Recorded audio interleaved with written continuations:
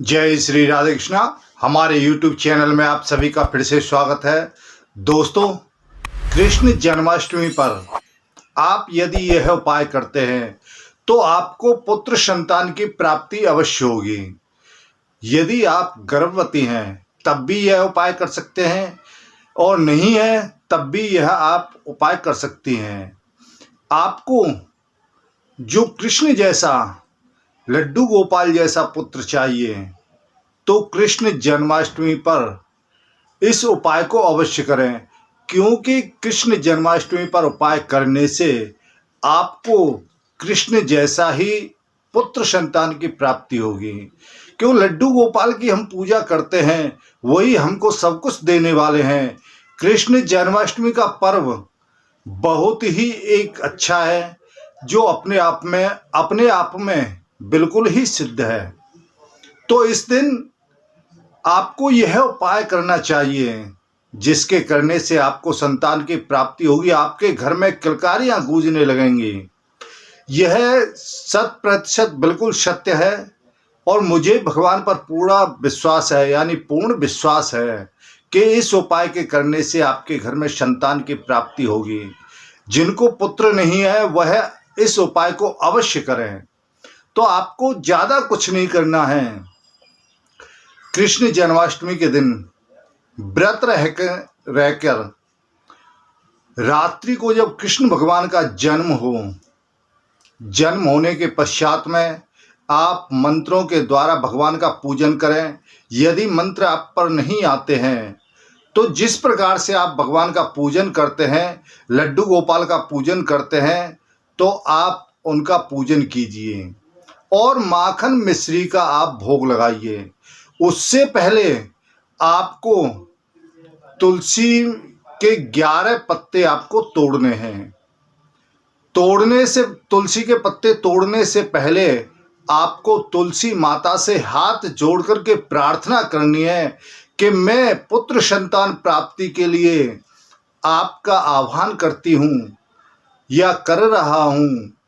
यदि पुरुष हो तो कर रहा हूँ, स्त्री हो तो कर रही हूँ।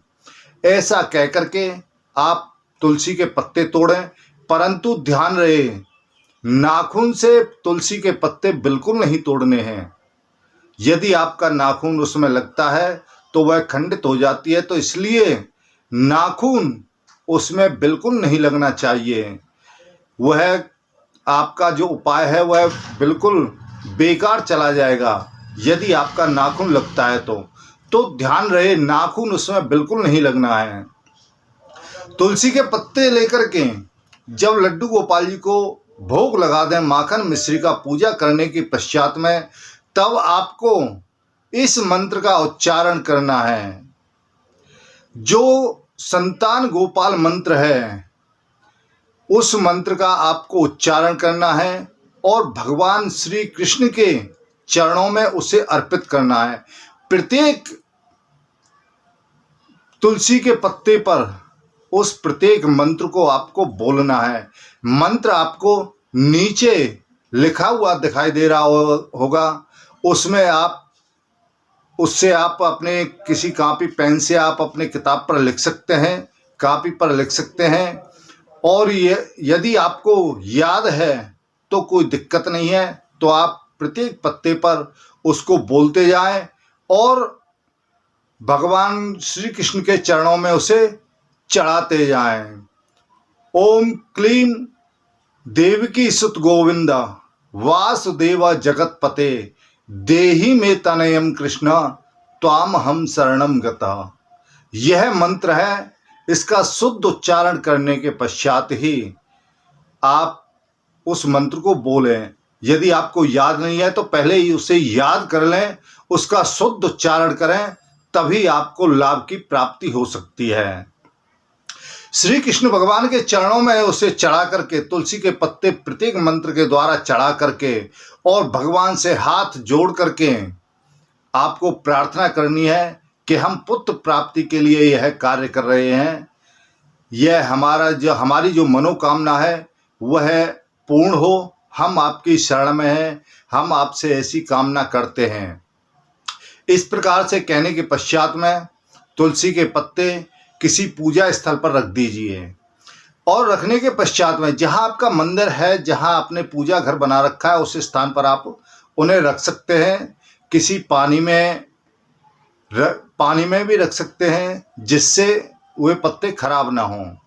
और प्रतिदिन प्रातःकाल उन पत्तों को लेकर के भगवान श्री कृष्ण के सामने, लड्डू गोपाल के सामने अपने पुत्र संतान की प्राप्ति की कामना करते हुए उस पत्ते को आपको चबाना है।